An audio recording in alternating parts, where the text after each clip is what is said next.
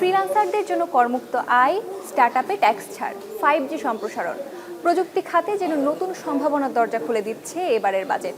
শুধু তাই নয়, মোবাইল ফোন ও ডিজিটাল ডিভাইসেও আসছে স্বস্তির খবর। তাহলে প্রযুক্তি খাতে কী বদল আনতে চলেছে সরকার, চলুন জেনে নিন। বর্তমানে দেশের জিডিপিতে আইসিটি ও টেলিকম খাতের অবদান মাত্র 1 থেকে 2%। সরকারের পরিকল্পনা আগামী 5 বছরে এটিকে 10% উন্নীত করা হবে। আরও বড় লক্ষ্য, মাত্র 2 বছরের মধ্যে দেশের 90% জনগোষ্ঠীর কাছে পৌঁছে দেওয়া হবে 5G সেবা।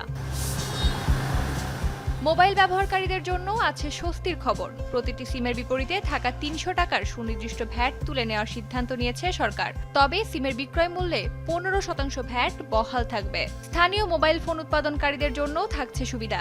22 ধরনের কাঁচামাল আমদানিতে অগ্রিম কর কমিয়ে 1% আনার প্রস্তাব করা হয়েছে।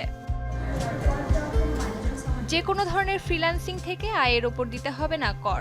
কন্টেন্ট ক্রিয়েটরদের আয়ও থাকছে করমুক্ত। শুধু তাই নয়, প্রযুক্তি নির্ভর স্টার্টআপ ও উদ্বোধনী উদ্যোগের ওপর থাকছে না টার্নওভার ট্যাক্স।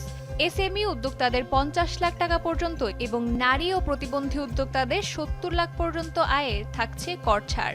সরকারের আশা, এতে বৈদেশিক মুদ্রা অর্জনের নতুন পথ তৈরি হবে।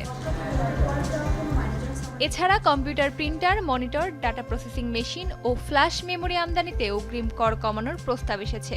সবচেয়ে বড় খবর, কম্পিউটার যন্ত্রাংশ ও ডিজিটাল ডিভাইস উৎপাদনের কাঁচামাল আমদানিতে শুল্ক ও কর ছাড়ের সুবিধা বাড়ছে 2030 সাল পর্যন্ত।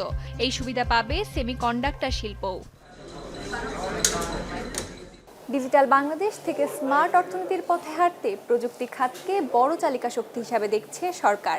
তবে এসব ঘোষণার বাস্তব প্রভাব কতটা পড়বে কর্মসংস্থান আর বিনিয়োগে, সেটাই এখন দেখার বিষয়।